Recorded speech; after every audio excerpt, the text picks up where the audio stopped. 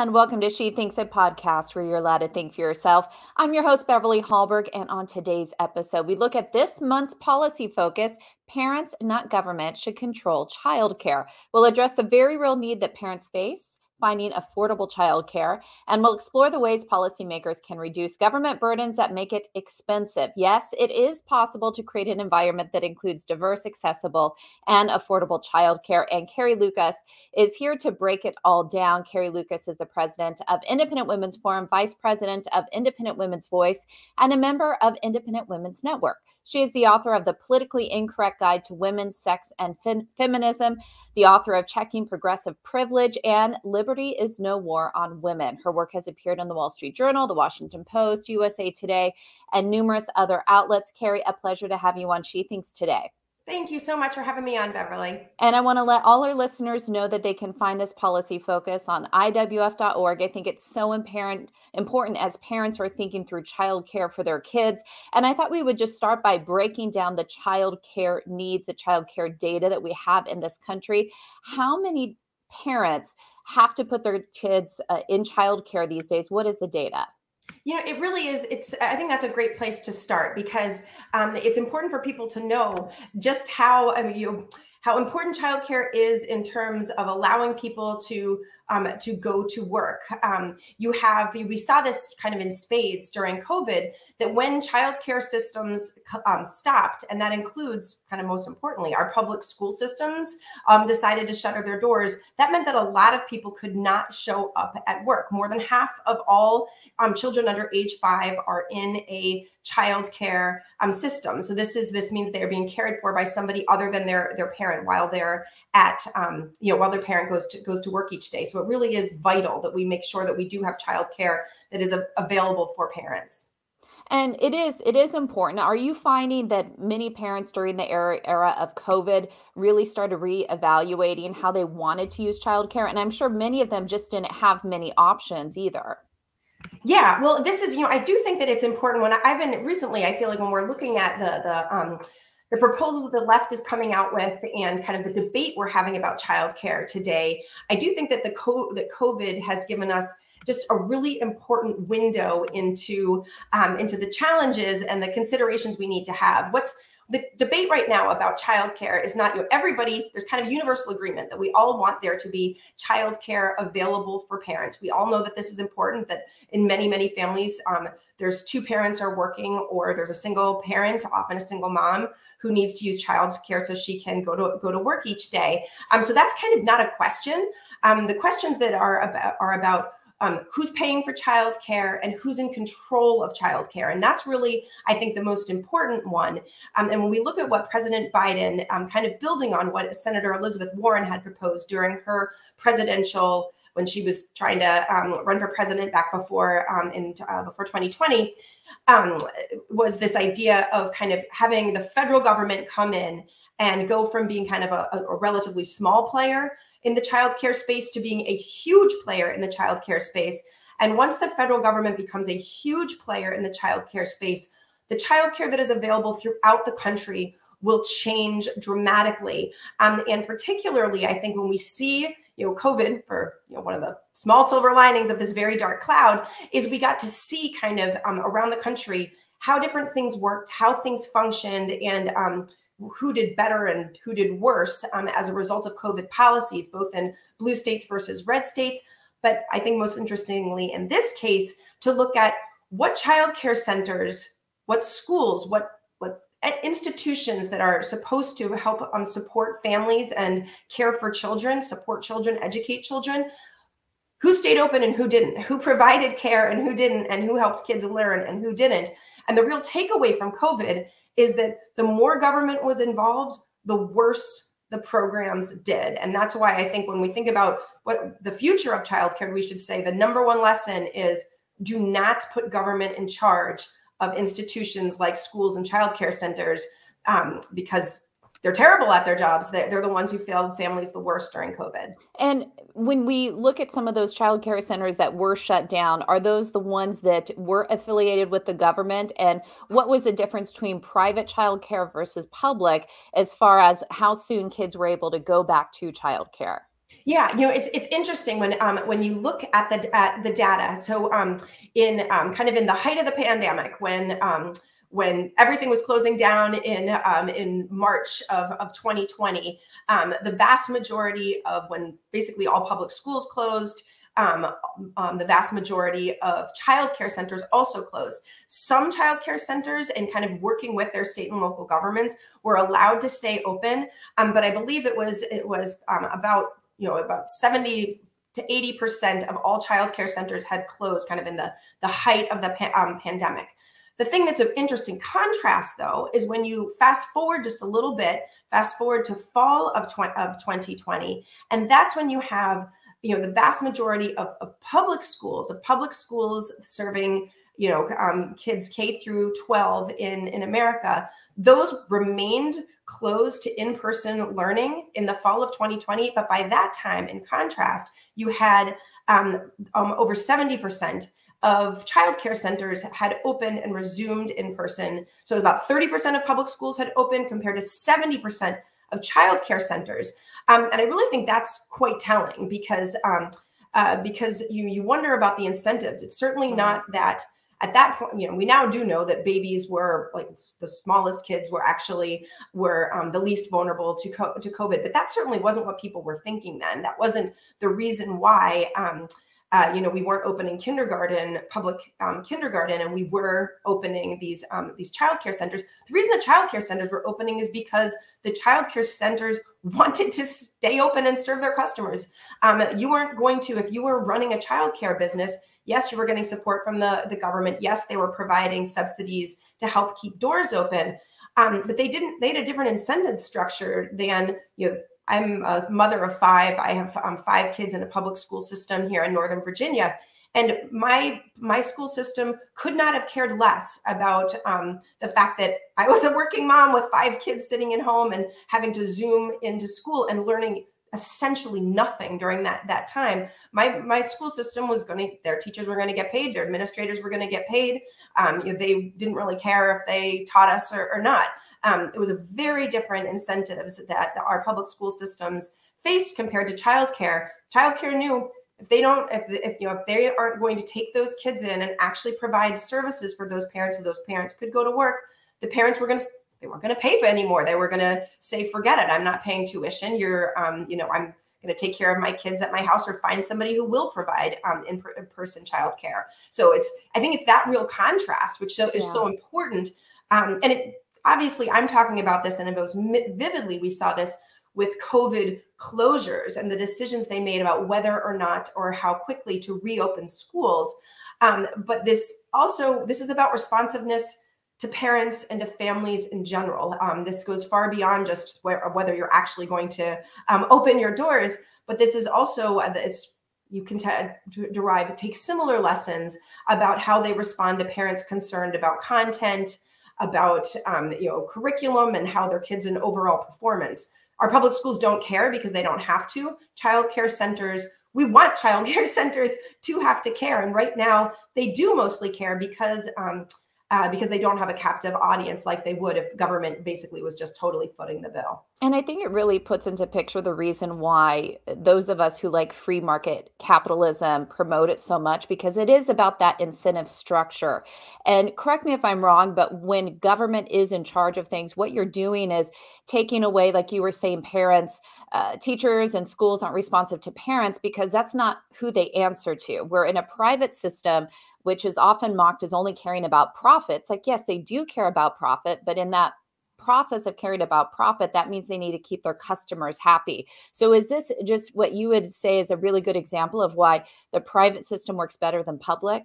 Yeah, absolutely. And I think that is if you think about it, I almost think about, a spotlight, where you're turning the spotlight. And right now for a childcare center to survive, they do have to, and we can talk a little bit about some of the regulatory burdens that childcare centers face, because a lot of times, certainly one thing they have to worry about is making sure that they are pleasing regulators and kind of staying in good standing with the government. Some of that makes sense. We obviously all want there to be our childcare centers to be safe for children, but some of it's really silly, and some of the regulations are just onerous and just make it harder for these places to operate and remain profitable or just keep their doors open. But for the most part, a child care center's focus is on the parents, is making sure that the parents feel satisfied with the service that they're getting from the child care provider, because they know that at any point, you're not, child care is paid for on a month-by-month basis.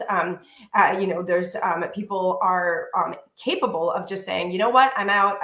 You're not doing a good job. I'm going to leave. Where obviously with schools, especially with public schools, for me to get my kids or to leave our public school system, I moved here for the public schools. So I have an option of moving, but we all know that's an incredibly expensive and cumbersome proposition. Or I've got to find a private school. And after paying all the property taxes that I do to live in Northern Virginia, paying for 5 kids to go to private school is really hard. A lot of families did make that choice. Obviously, during COVID, we saw a decline in enrollment throughout the country, but particularly in places in public K through 12 schools, but in particularly places like where I am in Virginia, where our schools were notorious about keeping kids from coming into school for as long as they possibly could politically, and forcing our kids to wear masks and really politicizing our public schools. But man, that's a big ask for parents. That's something, it takes a lot from parents to make those choices.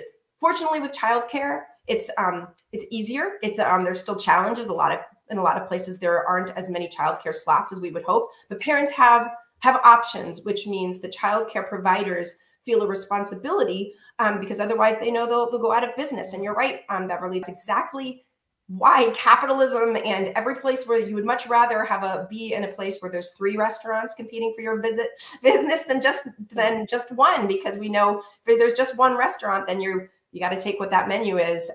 Where if there's 3 competing, they're going to be competing for your business, and you're going to get a much better product. And let's get to the common complaint, understandably so, common problem we see is that parents are struggling to afford childcare. So that's one reason why we often hear that the government's answer should be government childcare to help, especially single moms. You mentioned earlier, low-income families be able to pay for childcare if both parents are working or if a single mom is working. What do you say to that argument that it actually helps with the finances? It's only the wealthiest in this country that can afford private childcare.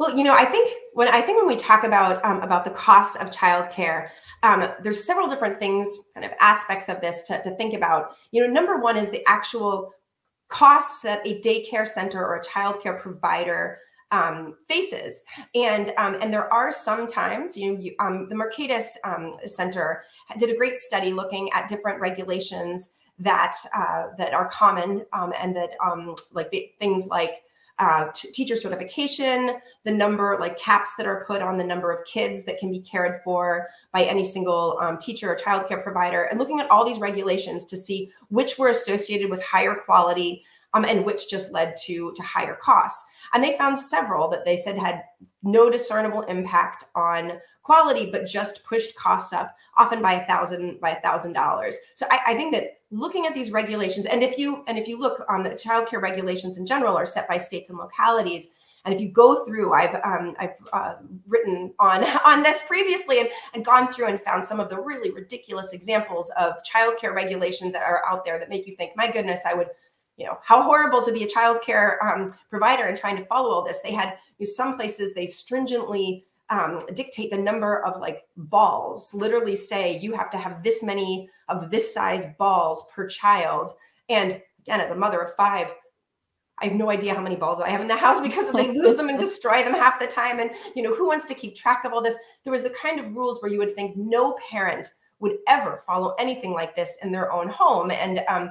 So there's some things that are obviously make it really needlessly expensive to run a child care center. So I think deregulation, it's not just deregulation, but kind of making regulations sensible and rationalizing them would be really important and help lower those costs. But I also think we need to be realistic here. As any mom knows, raising a kid or taking care of a kid, it's time consuming. There is only a certain number of, when you have I think personally, I thought that the most kind of labor intensive time with a child is when you're in that, crawler stage, kind of late, just as a kid's turning 1. you think of how many kids someone could take care of, how many 10-month-olds somebody could take care of, and it's only a couple. And that person, it's a real job. That person needs to be paid. They're going to be in a facility. It makes sense to me. Sometimes I'll read this kind of, at least these headlines that say, oh my gosh, like taking, tuition for somebody to take care of a baby is higher than tuition at a state college.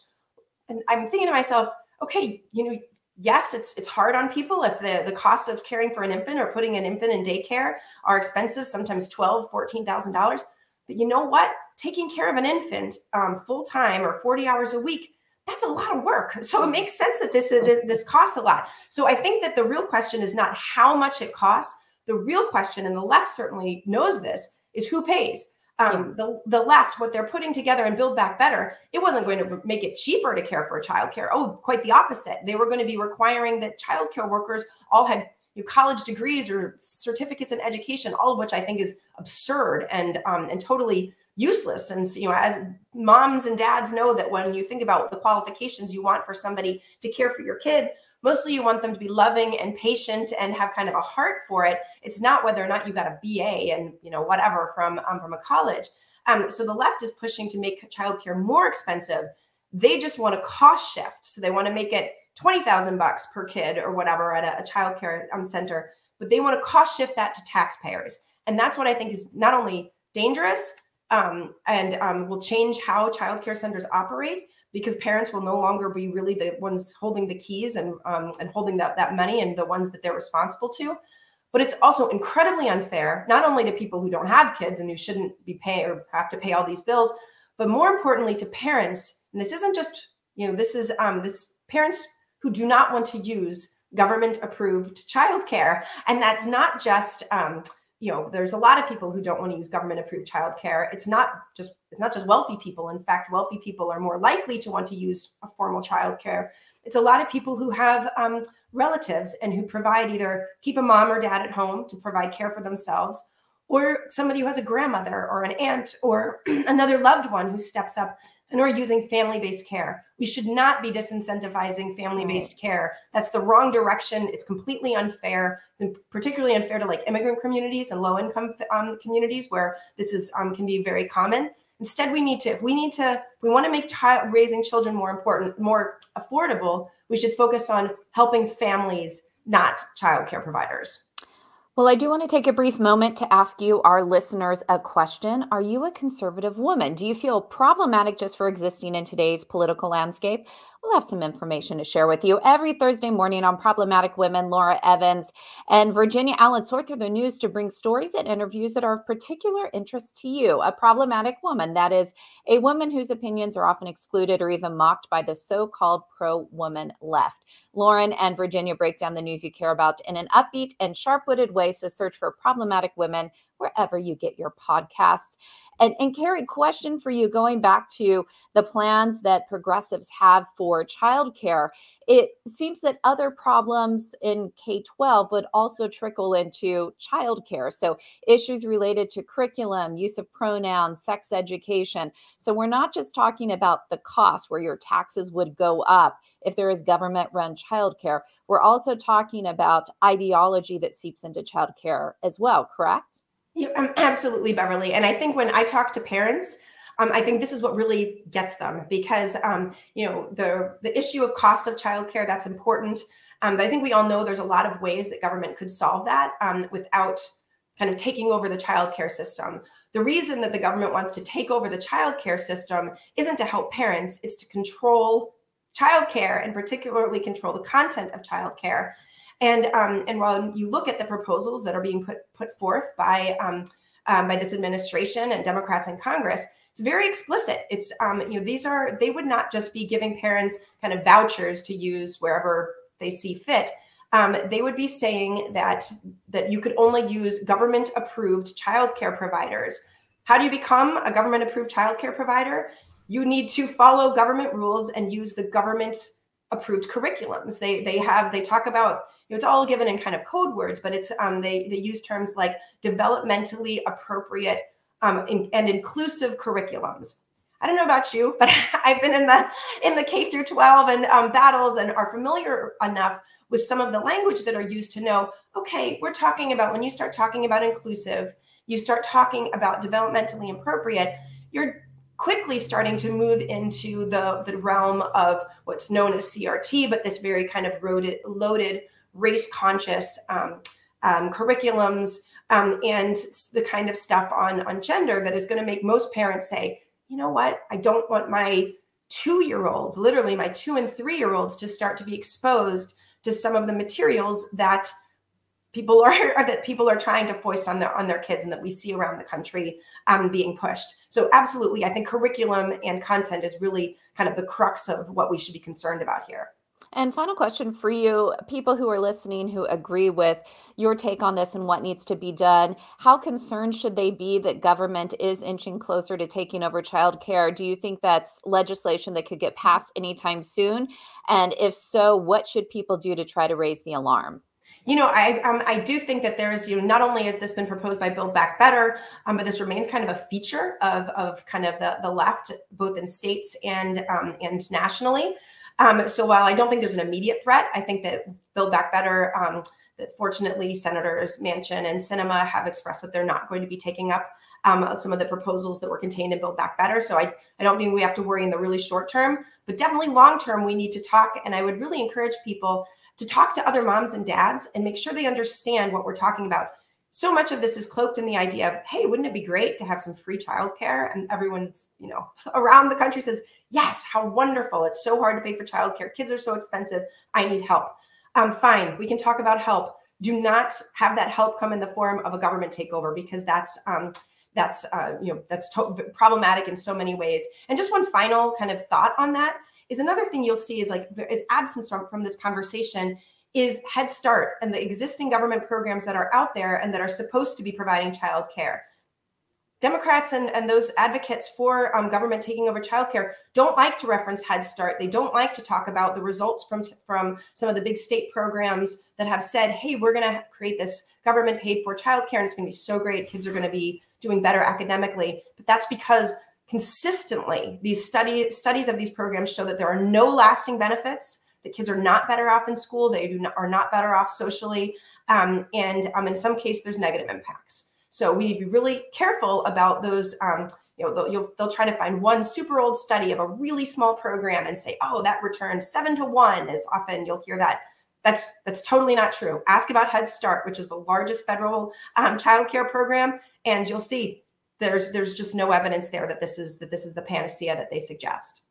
Well, it's an important topic that impacts so many people on our country, which is why this month's policy focus is so important. Do read it. Carrie Lucas, the author of Parents, Not Government Should Control Childcare. Carrie, thank you so much for joining us on She Thanks so much, Beverly. I appreciate you having me on. And thank you all for joining us. Independent Women's Forum does want you to know that we rely on the generosity of supporters like you. An investment in IWF fuels our efforts to enhance freedom, opportunity, and well-being for all Americans. So please consider making a small donation to IWF by visiting iwf.org/donate. That's iwf.org/donate. Last, if you enjoyed this episode of She Thinks, do leave us a rating or review. It does help.